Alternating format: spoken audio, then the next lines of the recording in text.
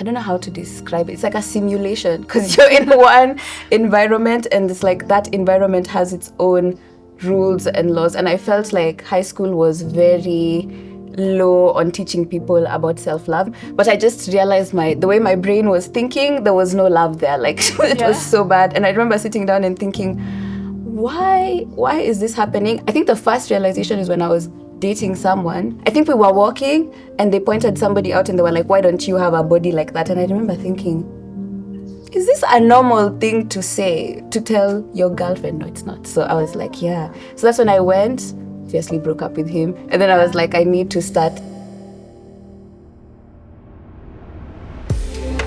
Eyes open, hearts ready. Welcome to Wellness Deconstructed. I am Zeeya Jaffer, and together we're stepping into the arena of authentic well-being.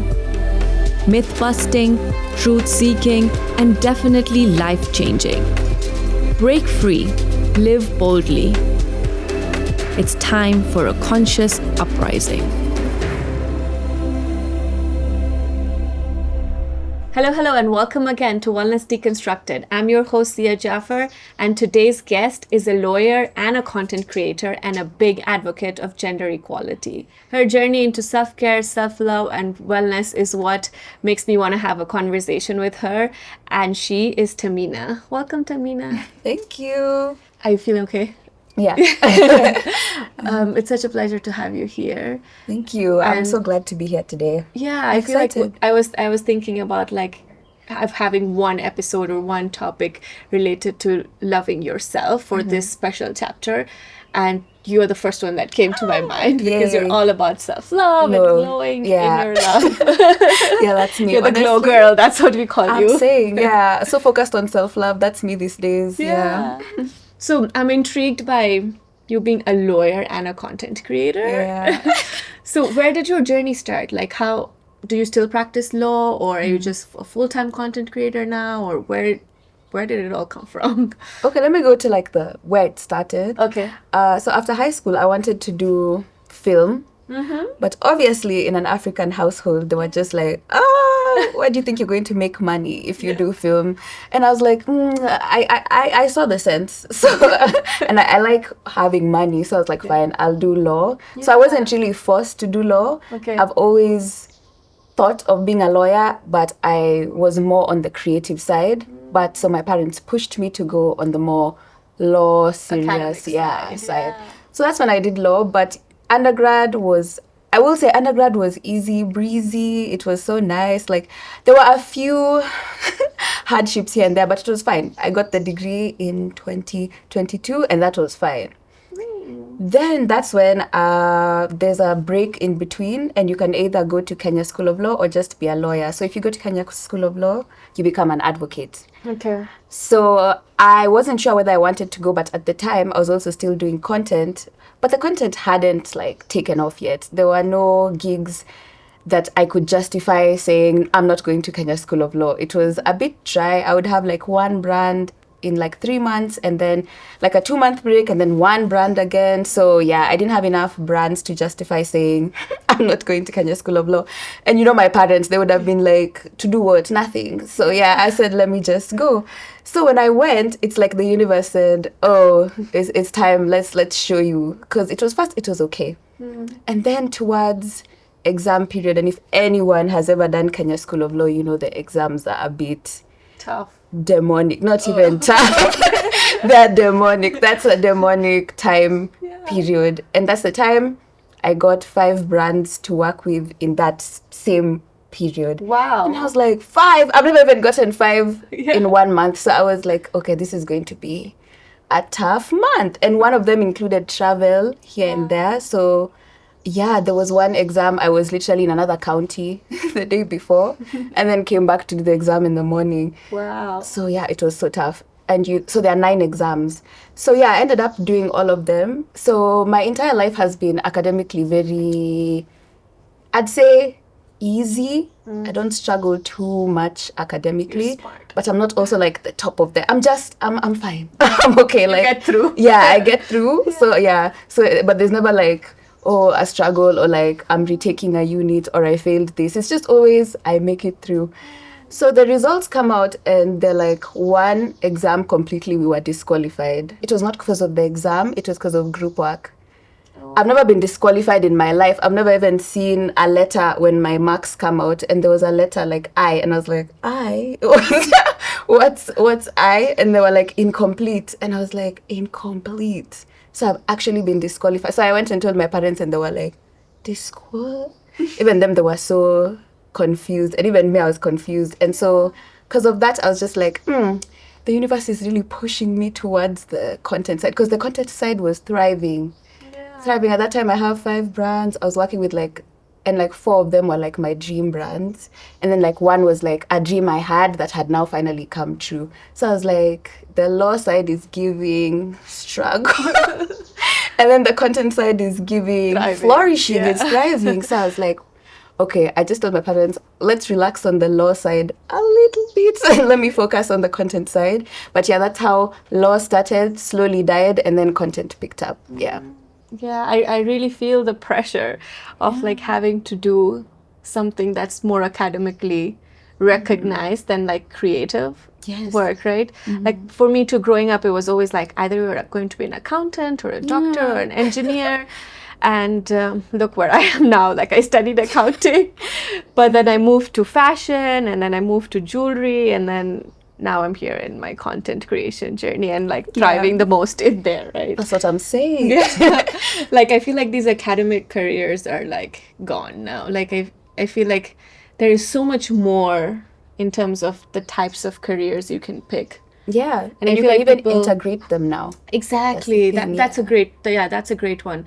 You can integrate them in creative ways if you are a creative anyways. Yeah, because I was like, the whole influencer side is coming up. And as you've seen, a lot of influencers have been sued lately for using like Kenyan music, and then the artist sues them. There have been lots of cases, and I'm like, oh, you can just merge the two. Yeah, that's a really good one. Like you can merge it and come up with something completely new. Yeah, and I feel like anyone that's watching this needs to know that like you can embrace like all different sides of you and come up with something completely unique. Yeah, and we shouldn't be afraid of exploring. That's the thing, because I think they're dying because there's no newness to it. So I don't think it's really dying. They just need a new angle. So for example, if you were doing law in the past, it was just the usual land law, commercial law, corporate law. But now it's like there's so much developing. There's AI, there's social media. So it's like they're not dying, but they just need a new take or like a fresh look into it. Yeah. Like to keep up with you need to keep up. You need to keep up with the development. Yeah. So from what I hear, it sounds like your content creator journey was very easy. It was it was flowing. I was like, it wasn't easy at the start. Okay. It started picking up now towards the end of Kenya School of Law. That's when it was at its peak, and it continued to be at its peak. But before that, I started it so early. The thing is, I always say younger me really had a vision. Because when I was like 14, I was sitting down and thinking, I should start an Instagram. Why am I starting an Instagram account? Yeah. I was like, I just feel like I need to start an Instagram. Yeah. So I started it, and then I started YouTube towards the end of high school. So I didn't start just the other day. Yeah, because I feel like a lot of people who found me recently are always like, oh, it just looks like it just happened. No, I started so early. I started in like 2017. Wow. I was making YouTube videos the whole time.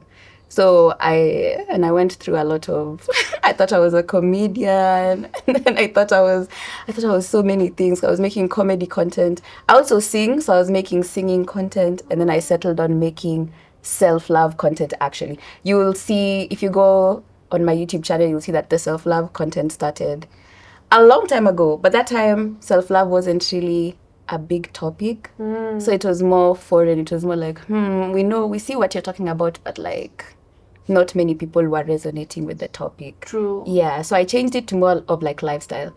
Yeah. And then now it's taken the more self-love lifestyle. Yeah. Like a merge. Yeah, I really resonate with you on that, because I feel like wellness industry in Kenya hasn't really picked up. Yes. Right? So like when I do create wellness content, it doesn't do well.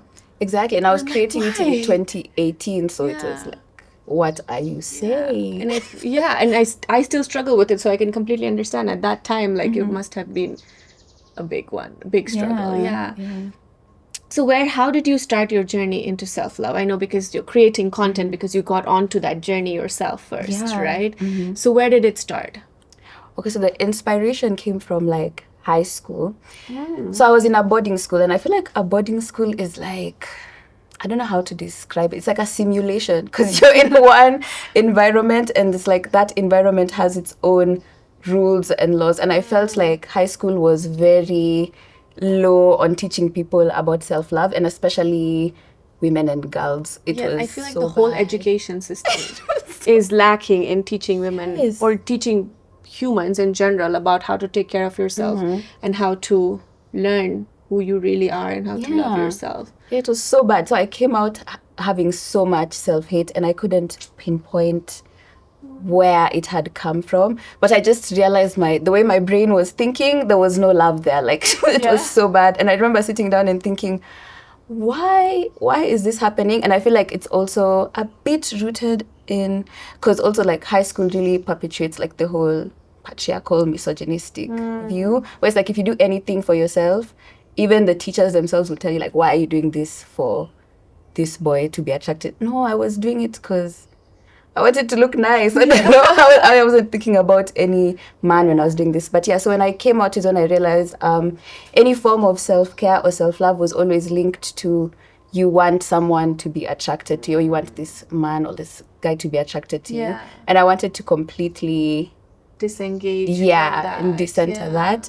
I think the first realization is when I was dating someone and they were like, I think we were walking and they pointed somebody out and they were like, why don't you have a body like that? And I remember thinking, is this a normal thing to say, to tell your girlfriend? No, it's not. So I was like, yeah. So that's when I went, obviously broke up with him. And then I was like, I need to start this self-love journey.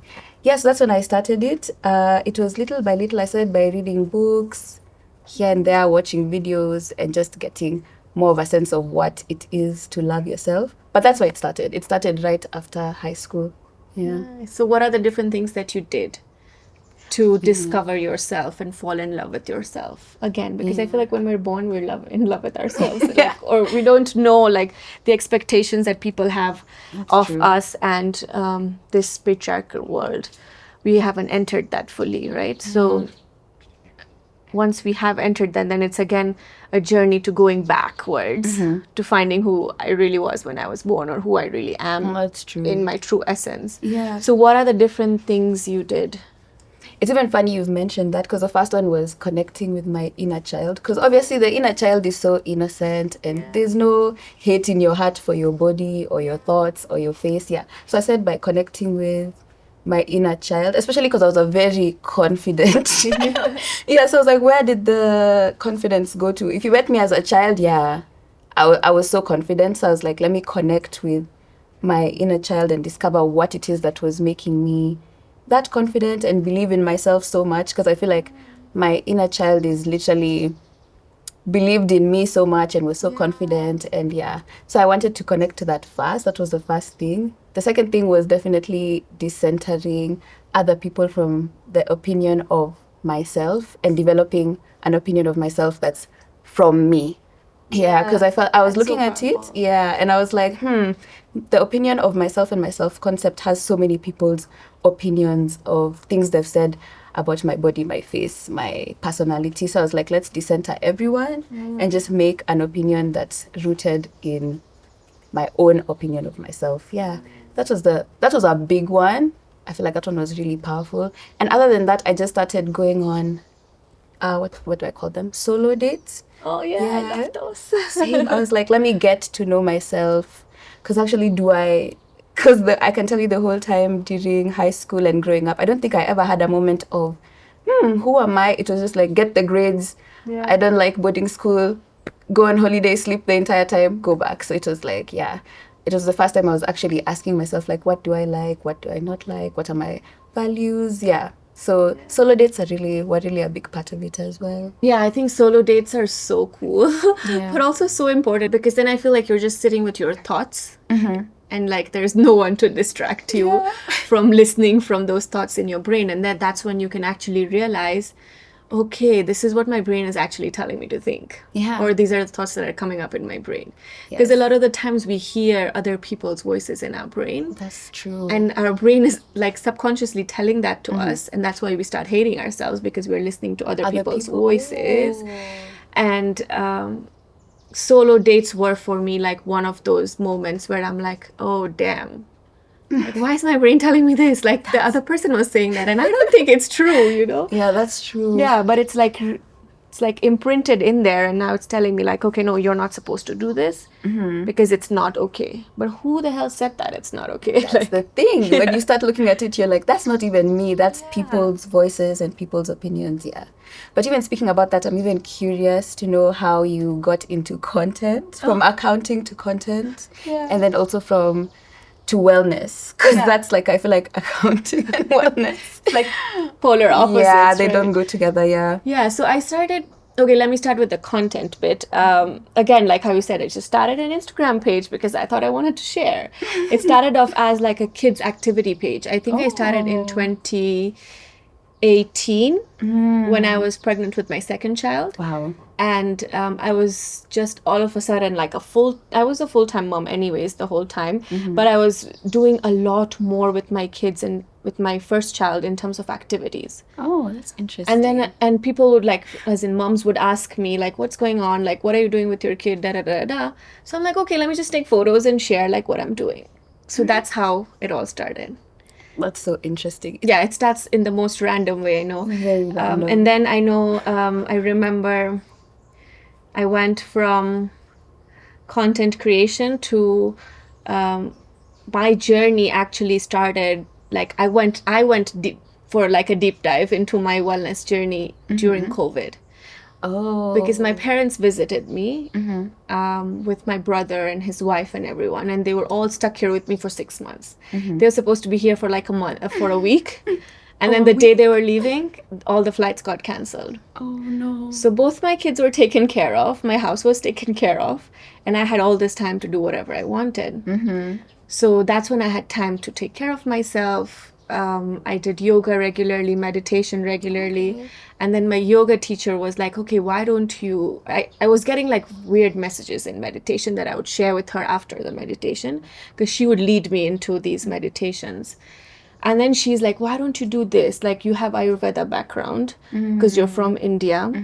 Why don't you explore this? Why don't you try neuro-linguistic programming? Because your perspective is very different to thinking. I'm like, okay, maybe I can. And then as the meditation started bringing up things for me, I started creating content around that. That's so interesting. And that's when it all started getting real. Like, moms started reaching out to me saying, okay, they're struggling with these things. And I felt scared because I'm like, I don't know how to help you, because if I say something and it might trigger something else in you, then I'd feel responsible. Then how do you, Yeah. So that's when I started the self-care club to help them through various self-care practices that I was doing. Also, it could be like more sustainable than just replying a comment or like a DM. And also, like, I didn't want to be like, I'm not a therapist. Neither am I a coach. So I can't really tell you what exactly you need to do in your situation, because a lot of them were like abused by their husbands, not allowed to do what they really wanted to do. Their in-laws were troubling them. And like stuff was really dark that was coming at me. And I'm like, I'm not equipped to help you with these things, but I can teach you what I know. Yeah. So like, I'm using these self-care practices right now while I'm studying and while I am on my journey. And those have helped me deal with my things. Okay.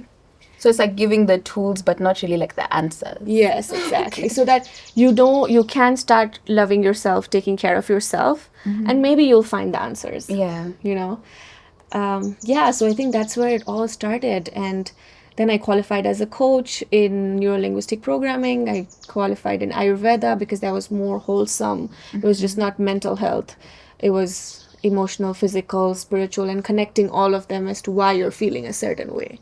That's so interesting. I feel like that's an area of self-love that's so unexplored. Yeah. It's like we just know like the face masks and the journaling and it's like there's a lot more you could do in your self-love journey to love yourself more, and that's interesting. Yeah, and I feel like it's endless. Like how you said, like inner child, I feel like it's so important. But for the longest time, I didn't know about it.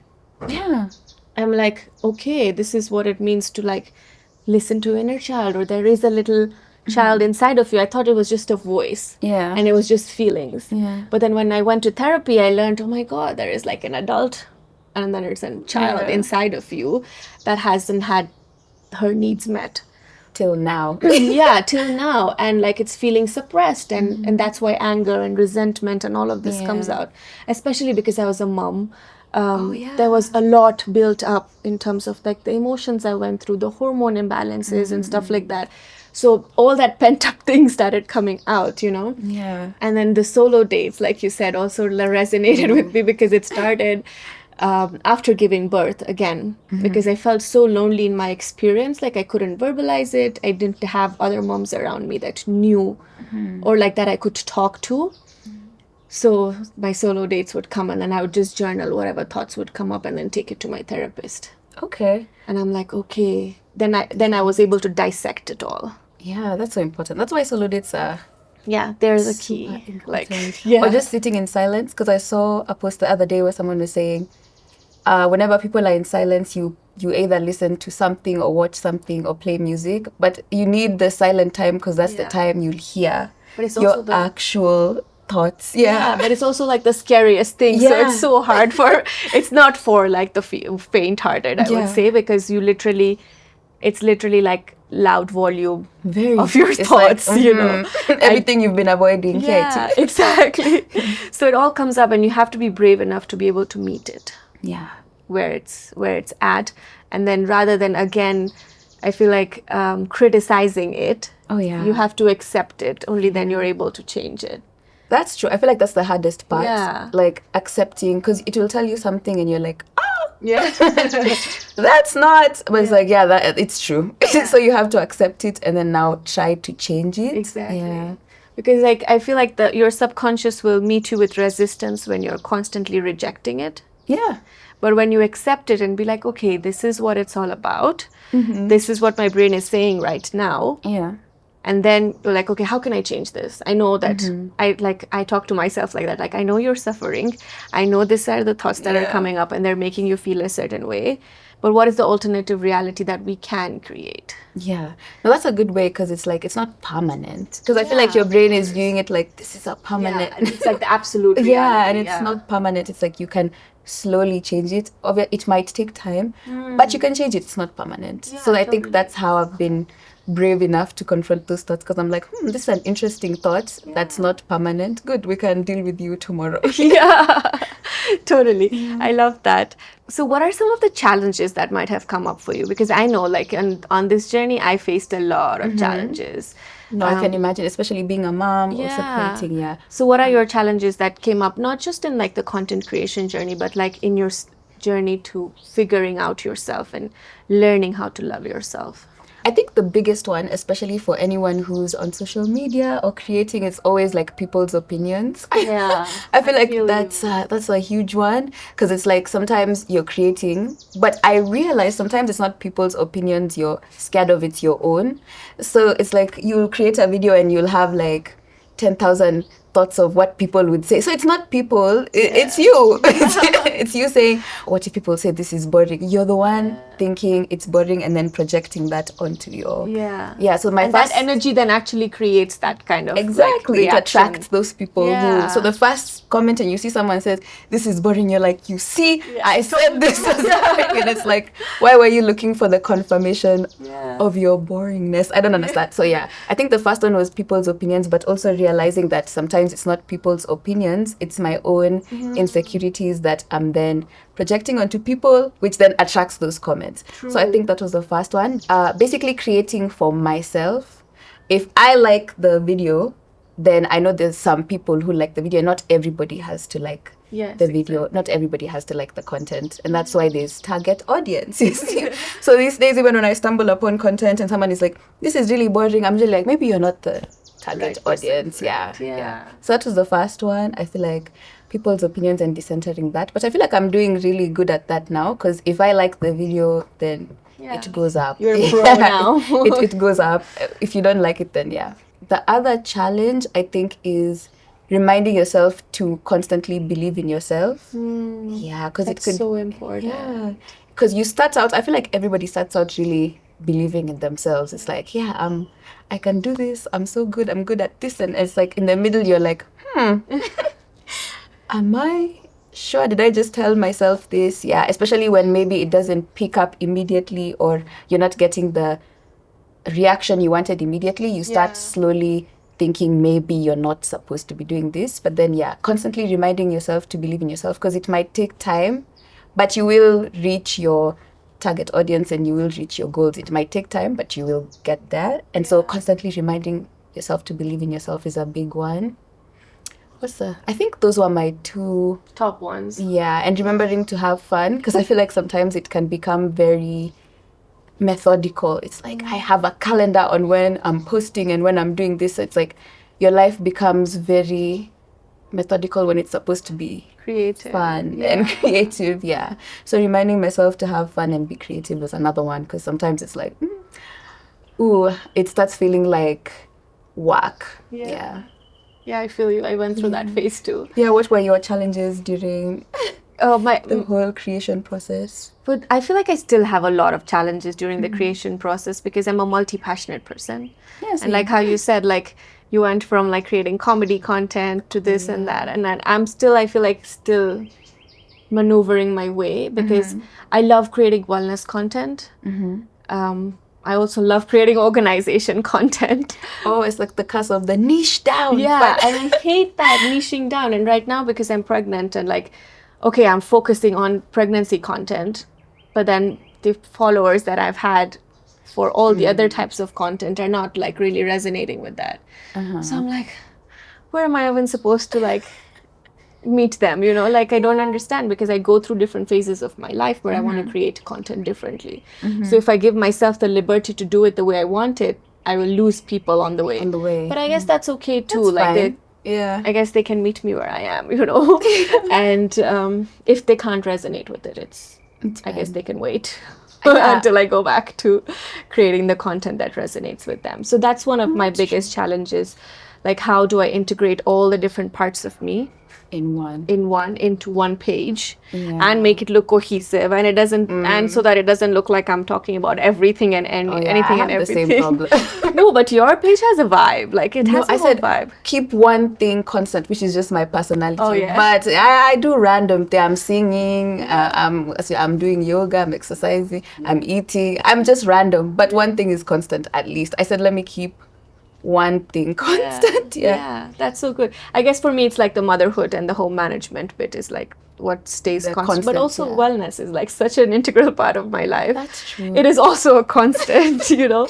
But sometimes I also struggle with like creating content itself. Like I know my team always tells me like, okay, we need content like this, we need content like this, but I'm like, I'm doing this on a daily basis. Can someone just come and record me? Like, why do we have to create content? Or like the actual creation of the content. Yeah, like I can never remember to like put a phone and like record myself. When you're doing like your daily tasks. Yeah, like when I'm doing my morning routine or evening routine, or I'm organizing my home or having my staff meetings, like I'm like, I don't have the time. Like, that makes the best content. Yeah, I know. And that's what they say as well. But I'm like, I don't have the time, guys, to like put the thing. And then I'm like, okay, guys, wait, I have to do this. Or like, you know, in the middle of the thing, like when I'm trying to cook and like, I'm like, okay, fine, I need to wear this thing, or I need to take a video while I'm putting.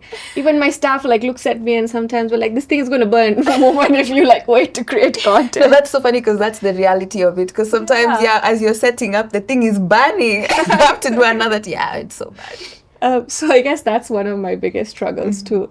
I feel like women in general struggle to love themselves fully without embracing their body type. That's a big one. Yeah, like I don't know if I framed the question or the sentence properly, but I feel like most women struggle with body shaming themselves. I feel like that's one of the ways that they don't get to that ultimate self-love level. Yeah, because of the body image. Yes, exactly. And they are the ones, like how you said, like it's not other people, but you are criticizing your body even more. Have you had like challenges like that with yourself or amongst your family members or friends that you have seen?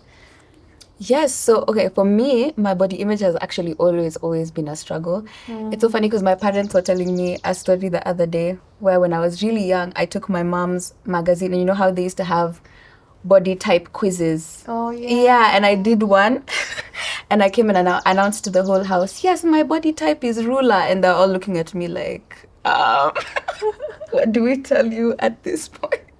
And then I told my sister, I also diagnosed my sister and said, yours is pear, and everyone was just looking at me like, okay, this is interesting. So when they were telling me the story, I was thinking about it, and it's like, I didn't have a problem with my body until somebody pointed it out. And then that's when I was like, oh, so there's an actual prototype. Yeah, like there's a body to aspire to, because when you're young, you just think this is a body. Yeah. But then when you grow older, it's like, no, there's like an ideal body you have to be attractive, I guess. So for me, it was a long time of struggling with, I couldn't put on weight. And so I was like, yeah, it's like, I'm trying to put on weight, but I can't. But then I realized the thought of putting on weight was not from me necessarily. It was from people always pointing out when you go to like the family gathering and they're like, hey, when's the last time you dewormed? Yeah, it's like,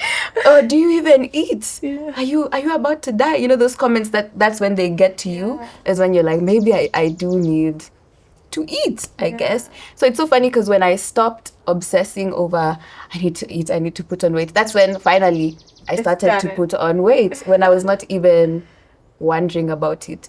So I feel like body image is, for especially because lots of people make comments to women especially, I feel like that's why it's a real struggle. You find that you just thought your body was a body until somebody pointed it out, and then another person points it out, and another person points it out, and then all those comments start getting to you the next time you look into the mirror, or the next time you want to go to a pool, or you want to do something that includes showing your body. You're very conscious, but you are not conscious in the first place. It's like it's people's comments. Sometimes it's your own, but again, it comes from that societal standard of what the ideal body is.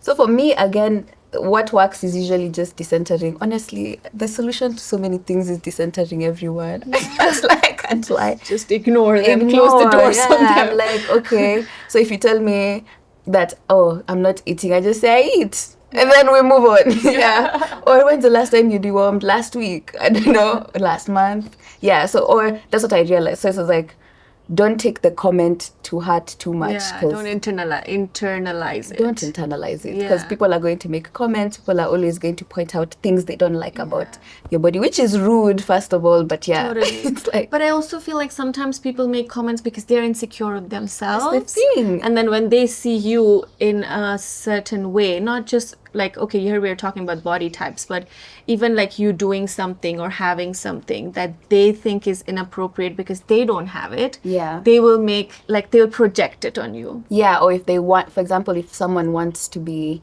more loud or more outgoing and they're maybe shy, and then they see someone who's loud and outgoing, and then they're like, why are they so mad? No, you want to be like that. Yeah, exactly. That's what I think it is. But it's also because I feel like everyone is low-key in the societal trap of there's an ideal body standard. Totally. Yeah, so it's like they're pointing it out because they're also in the... they're in it. And I feel like that ideal body standard for me growing up was a Barbie doll. Oh, really? Yeah. That's so interesting. Yeah, and I'm like, if I ever have a girl, I'm just gonna be like, you know what, we're not buying Barbie dolls. You're not gonna buy at least Barbie those doll? skinny, the ones with the those skinny, ideal looking ones with blue eyes and blonde hair. You know, like, I know that now there is a lot more Barbie dolls coming in with that are more inclusive, and I would buy her that. But no way am I buying those like ideal ones, because I feel like those. In some or the other way, indirectly, it creates that impression in your brain, right? Things really affect people in different ways. Yeah, because the other day, I think my sister was telling me when she used to watch TV and she'd see the ideal body type and like woman was the blonde, skinny, like white woman. And I don't remember thinking that. I remember just watching and thinking these are white people and I am not. So I never said like, oh, I should look like this. No, I was just like, okay. Yeah, this is what it is. Maybe one day I'll see myself, but for now I know this is not how I look. Yeah, but she was saying for her, it's like she grew up thinking, yeah, that's the ideal. So I get when you say like even the Barbie doll and everything. Yeah. So it's Because I loved perception, dolls, Yeah. but I never wanted to be like look one. like my dolls. Yeah. Yeah. So that's interesting. So I know, like growing up, I was like really skinny, and like people would call me Matchstick, and they would always be like, "Is your mom not feeding you?" This was the And- nickname. Yeah, and it would like really bother me like the whole time. Yeah. And now I'm like, every time I'm pregnant, I was like, yeah, I'm big. I've crossed 50 kilos. I'm so happy. And every time someone says, oh, wow, you're growing, I was like, yeah, I love being fat. You know, like Yeah. I don't get to be this. Yeah. But then, okay, of course, like the journey afterwards is a struggle to get back in. But I guess, yeah, I feel like everyone's body type is different. Like, I feel like the people that were commenting on my body type being, oh, she's too skinny, she looks like a matchstick, whatever, were the actual ones. And there were moms doing that, I know. Yeah, it's always moms, yeah, uncle. yeah. And I feel like they were the ones that were struggling to get back into their bodies after becoming moms, and then they were like, okay, she's so skinny, how did she do that? Like, Yeah. and that's when I realized, I'm like, you guys are already insecure, like you're struggling to get back into your body weight. You have this certain image of a body that you want to fit into. Yeah. And because I have that naturally, Yeah, you're like, you're projecting it yeah. on. And that's when I was like let's make her feel disentering, like you bad. said, you know, like I disengaged with it. I was like, this is not about me. It's not. Yeah. Honestly, those comments are not about you, but they want to make you feel bad so that you're all together. Exactly. Yeah. In this feeling bad camp. Yeah. Yeah, so I feel like it's like that one missing piece of puzzle that always stays missing if you're not embracing our body the way it is. And with women especially, I feel like we struggle with that part in our self-love journey the most. Yeah, especially because I feel like it's so different in different continents. Like in one continent you'll hear, that's how I usually tell myself, it's not even real. Like this is just, it doesn't even exist, because in one continent it will be this, and then people will remove their BBLs after 2 months because now it's not good to look like you have a BBL. Now it's to look skinny. So if it's changing every 3 months, every 4 months, every 5 months, that's why you should just decenter it, because Yeah, it's because not you're not even going to be able real. to. Yeah. Yeah, like you can't keep up with the trends, you know, like sometimes it's size 0, sometimes you're supposed to be something else. Yeah, you've like, already gone for surgery. Suddenly, it's not that. No, there's no way. I've paid for no. And then next month it's out. Yeah. So what do? You go and remove it and some more money. No, that's what I'm saying. It's not even real. That's why decenter and unsubscribe. There's no way. Just develop your own. I feel like everyone should just develop their own ideal for themselves. Because sometimes it's like, because people think people who are bigger are unfit, but sometimes that's not even true. It's like, so it's my thing is just, if you feel good and healthy in your body, or if you want to feel good and healthy, that should be your ideal. Totally. Yeah, just unsubscribe from the societal ideals, because they change every day. They're just not real, and they're also sometimes centered on something that doesn't even relate to you. So for example, like the Barbie doll, and maybe like you're African, and that's based on like a white woman. Yeah, we're so never gonna have blonde hair. Like, yeah, you know. just unsubscribe. Yeah, develop your own. Look at your ancestors. This is another important one. Like maybe you just look like the way you're supposed to look, because that's how your ancestors looked. Look at them. Yeah, go look at pictures of how your ancestors looked. You'll find that this is how you were supposed to look. Yeah. So yeah, I feel like we need to have our own values defined. Yeah. So that we know that's the standard we want to live up to for ourselves, rather than trying to meet all the societal standards around us, right? Yeah. I feel like even if you're trying to meet, if I'm trying to meet your values or you're trying to meet my values, it's never going to work. Not going to work. Yeah. So it's important for us to know our values, know our own ideals, and define it individually, rather than trying to comply. Yeah, literally. To like a standard of exactly, because living even of one the world. of my friends was telling me he grew up in America and he had like afro for C hair, but then he wanted his hair to like flip like Justin Bieber, and I was like, you see, this is what I mean by it can't. There's no way. So that's why I'm like, your beauty standard should also just be based on your actual, like your how you exist, your hair type, everything, because you're not going to be able to achieve something that's impossible. So you're just going to stress yourself for nothing. Yeah. Yeah, totally. I totally agree with that.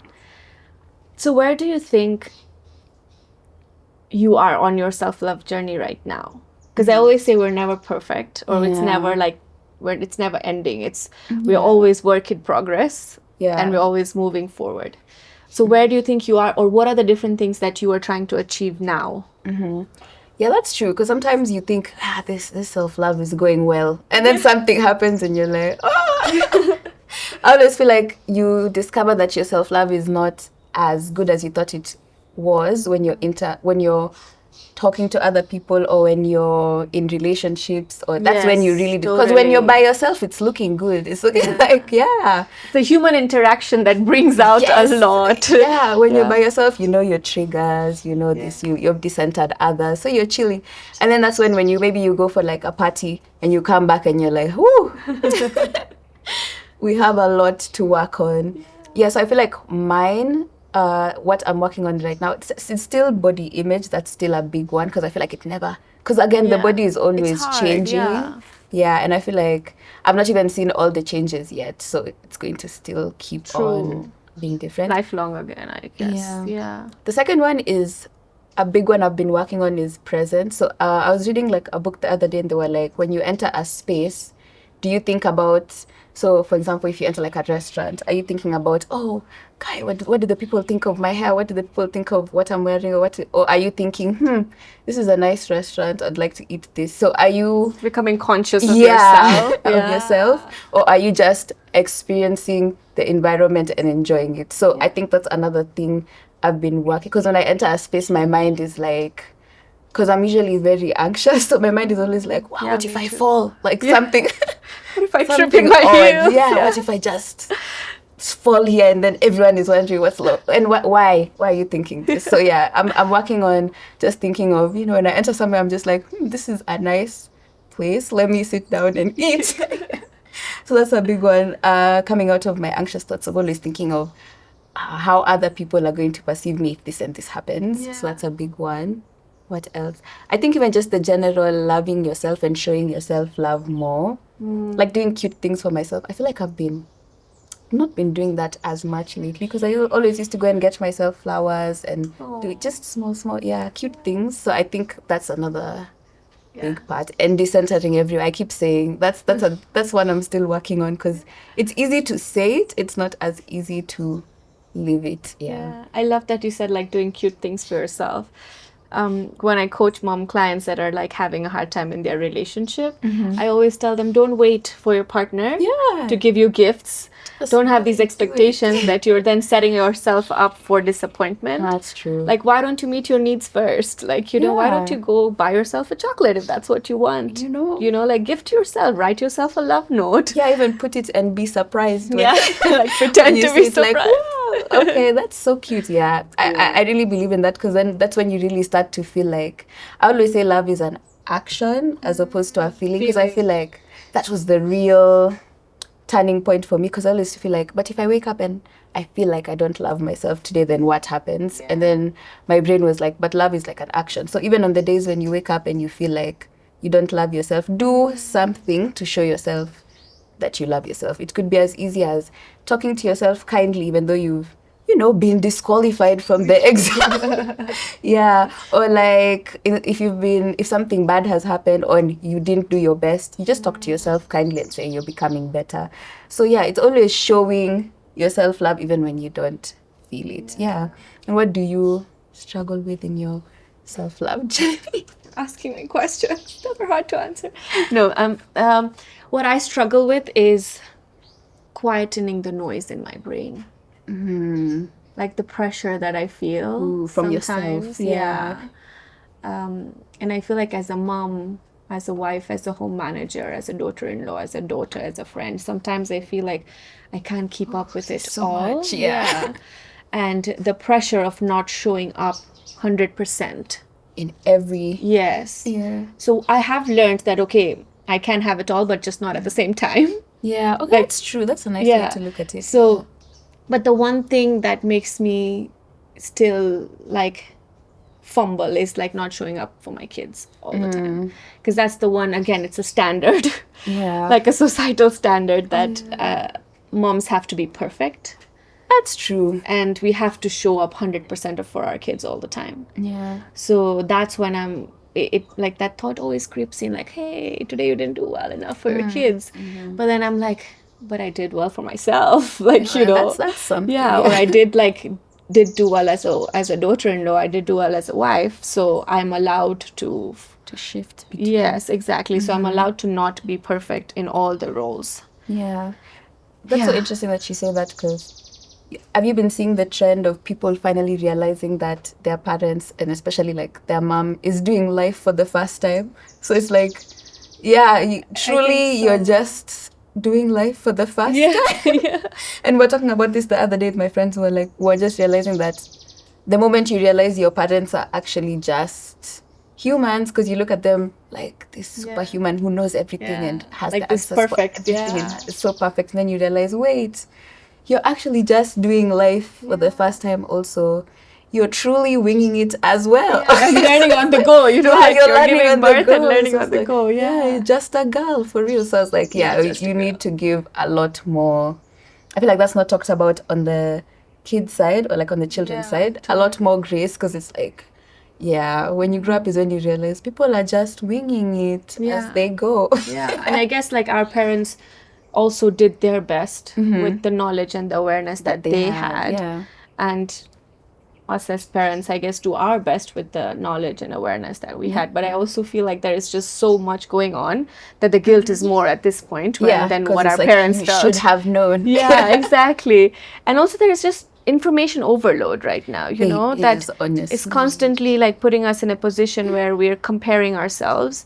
Like, am I doing enough? Am I doing enough? Am I doing enough? Am I doing enough? And again, decentering from that is very important, like you said. Yeah, everyone is so set on trying not to traumatize their children. Yes. And it's like, you'll have to at some point. Yeah, we're not perfect. Yeah. I always say, like, we should prepare for, like, a therapy fund for our kids from now. Yeah. Because as much as we try, we are going to mess up our kids in some way. Yeah. So I'm like, better prepare for therapy from now, you know, because we'll have to send them. And since we know, we rather send them sooner and prepare for it, right? Yeah. That's a scary part about being a parent, though. I'm so scared. I'll be a therapy point. You'll really be saying my name in therapy nicely. That's so scary.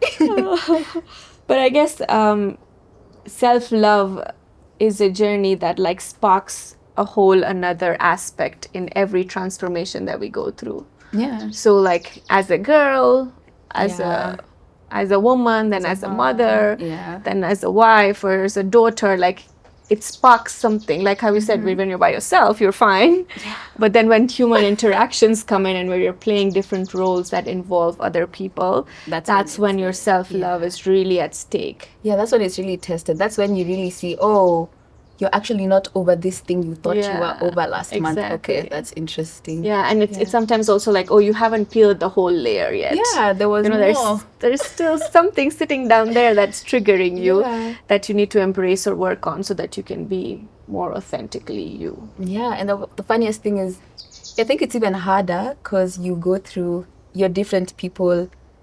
I feel like every 2 weeks, even. But like you go from girl, woman, mother, like then you're a daughter-in-law, then you're a friend, and it's like there's so much. So it's like you really have to learn how to love those different versions of you. Yeah. Even when they're not perfect. So I feel like that's where unconditional love comes in, which is the hardest one. Yeah. Because me personally, I'm such a perfectionist that when something is off, I'm like, I'm really fighting the words to tell myself some things. That's why it's like, no, but you just have to love yourself unconditionally and then talk to yourself kindly. Because even if you talk to yourself badly, it's not going to help. It's not going to help the situation. Yeah, I think that's the first thing that you need to stop doing. Like, stop talking to yourself badly. Like, stop being your biggest critic. Yeah. Right? Yeah. And I feel like that's the first step anyone should take. And that's the hardest one. Yeah, because it's so natural. You'll do something and then you're like, I'm so dumb. Yeah, like, totally. Yeah. This was so stupid of me to have done that, you know, like, or how can I make a mistake like that? Like you're just setting yourself up for like a very high standard and then just beating yourself up when you're not meeting those standards. Yeah, and there's even ways you can say it kindly. Like instead of saying, I'm so dumb, you can be like, oh, I have a lot to learn. You know, like there's just, it's just like a little shift from don't think of yourself as dumb. Just say like, there's a lot of stuff you don't know that you can learn. And that's the little shifts I've been making is even just in how I talk to myself instinctively. So now it's like when I'm thinking, I stop, I'm like, no, let me say the other one. Yeah. I know that takes me back to, I mean, that reminds me of how you are big on affirmations. Yeah. But I wanted to, before I go into that, I remembered this question or this statement and I want to bring it up. I feel like when we're struggling, we try to isolate ourselves. Oh. But the more we isolate, the more we think we're being peaceful and we're healing and stuff. But I feel like most healing happens when you are amongst other people. Yeah, that's my worst lesson. I was so devastated to learn that. I was like, what do you mean? Because it's so hard to like put yourself out there in social settings, whether it's in a relationship with a partner, with a friend, or even with your parents. Yeah. But I feel like when we're isolated, everything's okay. It's so zen. And like, it's so nice. Why do we have to interact? Yeah. But the real work comes when you're actually putting yourself out there and out of your comfort zone. Yeah. Because that's when you realize what your triggers are, who's triggering you, why, what you might be projecting onto people. And it's also like the conflicts that give you an insight. That's so true. On where you stand for yourself. Yeah, because that's like your raw human emotion mainly comes out with other people. Yes. Yeah, because that's when someone will say something and your response, even you sometimes you're like, why would I say that? Because you would never say that when you're isolated. Totally. Yeah, you would look at your thought and analyze it and then say, wow, let's not think like that. But now it's like a split-second reaction and that's your reply. And the person is like, maybe that was mean. And you're like, am I mean? Maybe. It just came out. Maybe I am. Yeah, so I feel like, when you're interacting with other people is when your self-love is really tested, develops. That's the true self-love. Yeah. The one when you're by yourself is like easy. The fake one. Yeah. He comes very easy and goes very easy too. So easy. Yeah. So nice. Yeah. That's tough. Taking you back to affirmations. I know you're big on affirmations, so and we were talking about how the way we talk to ourselves determines a lot of how we see ourselves and how much we love ourselves. Yeah. So how do you said that you reframe, which is also a way of affirming yourself in a better way, right? Yeah. What are the other ways that you integrate affirmations? I was actually realizing this the other day. My mom is the one who started this. So That's where so we cool. used to study, she had plastered, she had plastered like 50 affirmations on the wall in the area we used to study with my sister. So it's like you'd be chilling and then you look up and this one says, a journey of 1,000 miles starts with one step. And then this other side says, so she just loves That's amazing. affirmations. Yeah, and I was asking her and she was saying also her mom loved affirmations and then passed it down. So even now we also have affirmations even in the bathroom. They just say, I'm amazing, I am. Yeah. So that's when I realized, that's where it came from. Because I love a good affirmation. Like when I wake up, I love saying, I'm so beautiful, I'm amazing, I'm so smart. Yeah. So I think it's because, honestly, I think as much as people's opinions have power over your mind, it's just as much as you have power over your mind. Yeah. So if people are telling you, because obviously as a child you grew up thinking, I'm smart, and then you think I'm amazing, I'm talented, until somebody tells you you're dumb. Yeah, and then that's when you're like, so I try to match it. It's like, if you're going to talk like this, let me talk to myself even better, so that it's like it cancels out a little bit, because you can't have that much power over me, yet I'm the one in control here. Totally. Yeah, so that's why I love affirmations, because I feel like I always say it's a way to gaslight the brain, because the brain now is already kind of molded, so it's telling you you're not good enough, you're not smart enough for this, you're not talented enough. So it's just to gaslight it and say, actually, I am. Yeah. and what are you going to do? Nothing. In fact, it's shocked. The more you tell your brain, I'm smart enough, it's like, wow, you might actually be smart enough. So you actually start to believe it. It goes from gaslighting to actually rewiring and believing it that it's true. Yeah, because first your brain really feels gaslit. It's like, but who told you Yeah, you can. totally. Yeah. That's so cool. Say well done to your mom for that. Yeah, I was Because like, I feel like it's been integrated into your system from such a young Yes. age that it comes very naturally to you. It does. And she had so many. So funny. Because I was thinking about it the other day and I was like, wow, she was really an affirmation. Yeah. Yeah. But it works. Honestly, I feel like affirmations, if you're looking to start with self-love, I feel like the easiest way is first with affirmations because that really rewires your brain. And the reason you feel gaslit the first time is because society has taught you completely different. So that's why your brain feels so cheated. It's like, Yeah. you mean this whole time Yeah. we were smart enough or we were beautiful enough or we just needed to believe it. So that's the easiest way to start. Yeah, Just that's like, great yeah. advice, I think, Yeah. for anyone looking to starting with affirmations. Yeah, because you could even just write them, Yeah. like 3, and then say those 3 every Every morning. day. Yeah. Yeah, I love like looking in the mirror in the morning and just like saying it to myself, so it actually feels like I'm Yeah. looking at myself and And saying telling it. yourself, Yeah. yeah. So it's almost like teaching yourself, like the teaching the other person in the mirror, like you better believe that. Exactly. Until it comes true. And then it becomes easier to decenter because even when someone is telling you like, oh, but you know, who told you can do this? You're just looking at your mind like, we know we can, so Yeah. let's let them talk. It's fine. Yeah. And how have you, so my last question, how have you integrated this into your content? Like how are you trying to preach it to your audience? Yeah, I feel like that's my thing on the internet. I literally have a notes app where I write every affirmation I think of.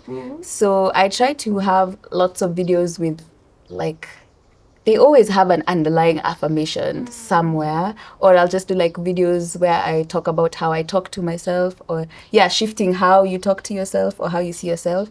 Or I also use affirmation cards a lot. I had actually released affirmation cards. Yeah, I remember Yeah, you saying and then law school, so I had to. But now law school is not an excuse. I'll be back. I'll be back with more. But yeah, I had released affirmation cards that you could like pick and read one every day, or like, so that's another way I had integrated it into my content. So I would always pick one, maybe read, or I would read it as a voiceover in my content. And also like to use a lot of audios with affirmations.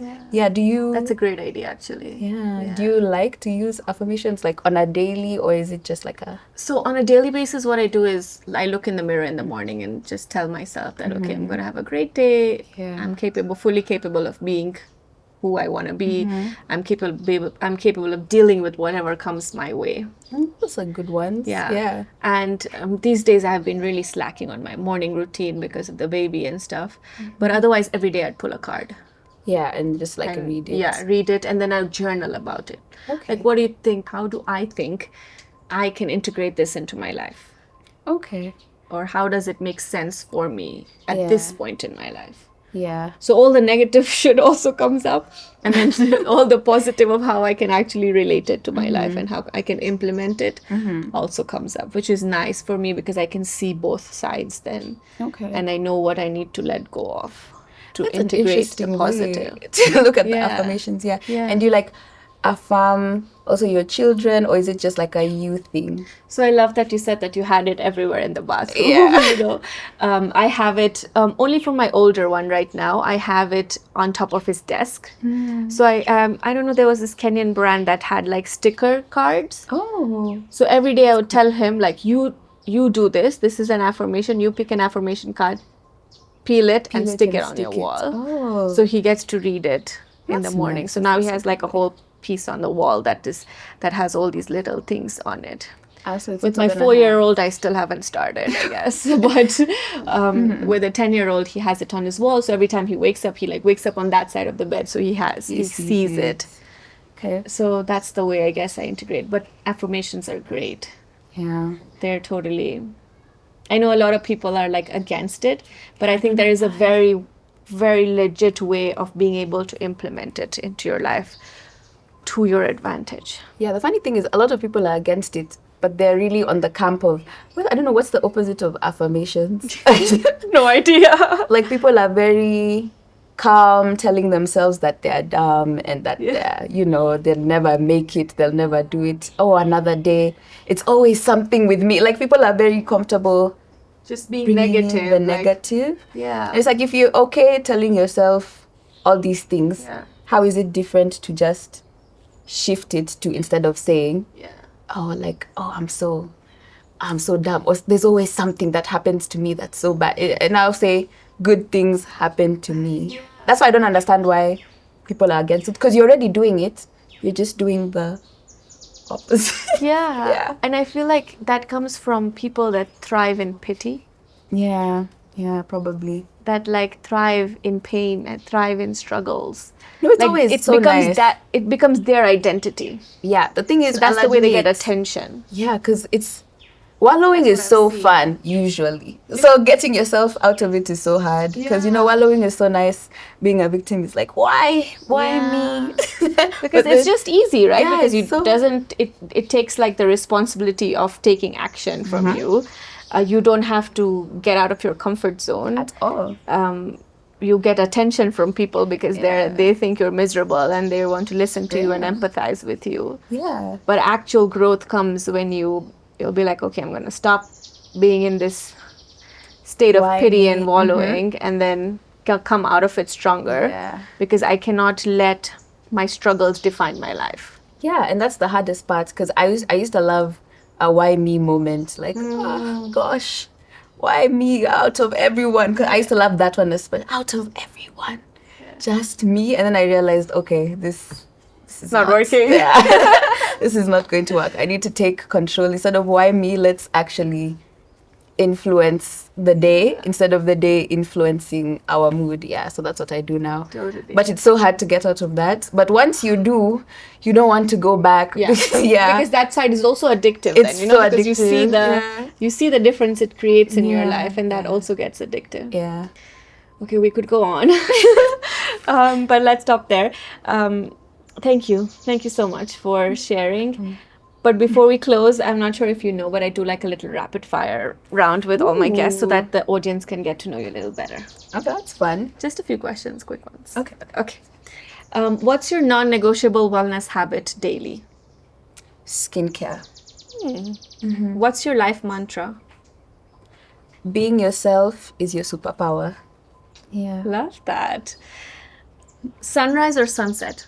It's tough, but sunset. By the beach. Yeah. Chai or coffee? Chai. Zumba or yoga? Or I would say Zumba, yoga, or Pilates, because I know you do a lot of Pilates too. Yeah, I like yoga because it's the calm version, but Pilates, I'm a Pilates girl. Night in or night out? Night in, especially in Nairobi, night in. And what's your go-to stress relief activity? I'd say meditation, but I'd also just say sitting in silence. Yeah. That's really important. Or being in nature. Yeah. If you could eat only one dish for the rest of your life, what would I it already be? know this one. Chicken, anything with chicken. Anything with chicken. Anything with chicken. And what do you prefer, Bollywood, Hollywood, or Afro? Let me say Afro. And what's one piece of advice you could leave our audience with? The piece of advice is my mantra, but I'm just going to say it anyway. So the piece of advice I'd leave is that being yourself is literally your superpower. So all your little weird habits, your awkwardness, all that, all your weird thoughts, that's your superpower. So instead of running away from it, just tap into it. And that's why self-love is important, because when you love yourself, you accept yourself, and then that's when you realize being yourself is your superpower. Yeah. Yay! Thank you. You did so well. Thanks for being here and sharing. I feel like it was such a great, comfortable conversation. Nice. It could have gone on. Yeah, that's what I thought. I kept So thinking much of to things say. to say. Thank you for being here and contributing. Thanks for your time. you. This This is is- a little oh, this is present so from us. You even got purple ones. Yeah. And they match my outfit. Yeah. Thank you. It's a pleasure. Wow, that was such a good conversation. I hope you guys enjoyed it. Thank you for watching yet again. And remember, like, comment, share, and subscribe, because your support means everything to us. Thank you also to our sponsors for this season, Maridadi Mawa, for giving beautiful flowers to all our guests. Until next time, keep prioritizing your well-being.